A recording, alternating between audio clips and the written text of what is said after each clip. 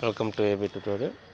మనకి ఈరోజు వచ్చేప్పటికి central government of India ministry of railway recruitment board అంటూ ఆర్ఆర్బీ నుంచి ఒక అఫీషియల్ నోటిఫికేషన్ అనేది రిలీజ్ అవ్వడం జరిగిందనమాట.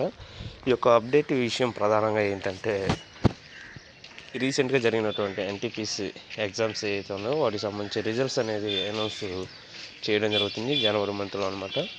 అదేవిధంగా దీనికి సంబంధించి మనకి ఈ యొక్క ఆర్ఆర్సీ 2019లో రిలీజ్ చేసినటువంటి గ్రూప్ సి పోస్టులు ఏవైతే ఉన్నాయో వాటికి కూడా ఎగ్జామ్ డేట్స్ అనేవి అనౌన్స్మెంట్ అనేది చేయడం జరిగింది అనమాట. సో ఈ ఎగ్జామ్స్ అనేవి ఫేజెస్ వైజ్ జరుగుతాయి అంటూ కూడా క్లియర్గా చెప్పడం జరిగింది.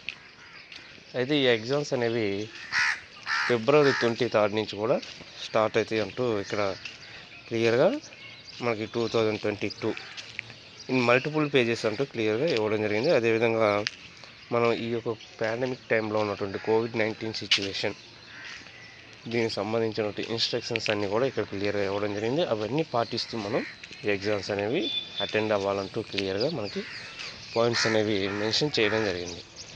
అదేవిధంగా మనకి ఇక్కడ ఎవరైతే ఈ యొక్క SC/ST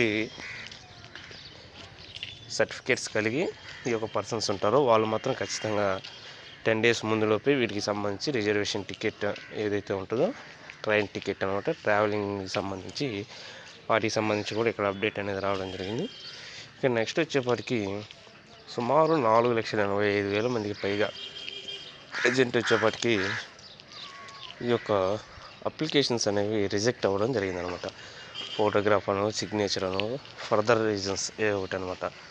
సో వీళ్ళకి మనకి డిసెంబర్ 15 నుంచి 26 వరకు కూడా ఒక అవకాశం అనేది ఇవ్వడం జరిగింది.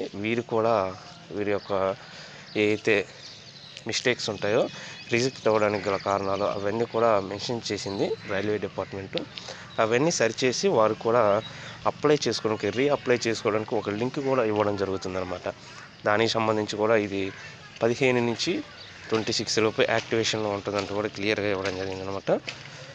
సో అదేవిధంగా మనకి ఇక్కడ వచ్చేప్పటికి candidates are adviser to refer only official website అంటూ క్లియర్గా ఇవ్వడం జరిగింది. ఈ యొక్క అఫీషియల్ వెబ్సైట్లో ఉన్నటువంటి ఇన్ఫర్మేషన్ చూసి మాత్రమే మీరు నమ్మడానికి ట్రస్ట్ చేయడానికి ఇదే మాత్రమే మనకి అంతిమ నిర్ణయం అంటూ కూడా క్లియర్గా ఇవ్వడం జరిగింది. సో మనం ఈ రకరకాల వచ్చే అడ్వర్టైజ్మెంట్లు ఇవన్నీ మనం నమ్మడానికి లేదు. కేవలం అఫీషియల్ వెబ్సైట్లో ఉన్నటువంటి ఇన్ఫర్మేషన్ మాత్రం మనకి ట్రూలీ అంటూ ఇక్కడ క్లియర్గా ఇవ్వడం జరిగింది. అదేవిధంగా ఈ యొక్క రిక్రూట్మెంట్ ప్రాసెస్ అనేది చాలా పార్షియల్గా జరుగుతుంది అంటూ కూడా క్లియర్గా మెన్షన్ చేయడం జరిగింది. కేవలం మెరిట్ ప్రాతిపదికన మెరిట్ బేస్డ్ మాత్రమే వీళ్ళని సెలక్షన్ అనేది ఉంటుంది. ఎటువంటి ఫ్రాడ్ జరగడానికి కూడా ఇక్కడ అవకాశం అనేది లేదంటూ క్లియర్గా మనకి రైల్వే బోర్డు అనేది నోటీసులో ఇక్కడ ఇన్స్ట్రక్షన్స్ అనేవి ఇవ్వడం జరిగింది అనమాట పాయింట్ వైజ్గా.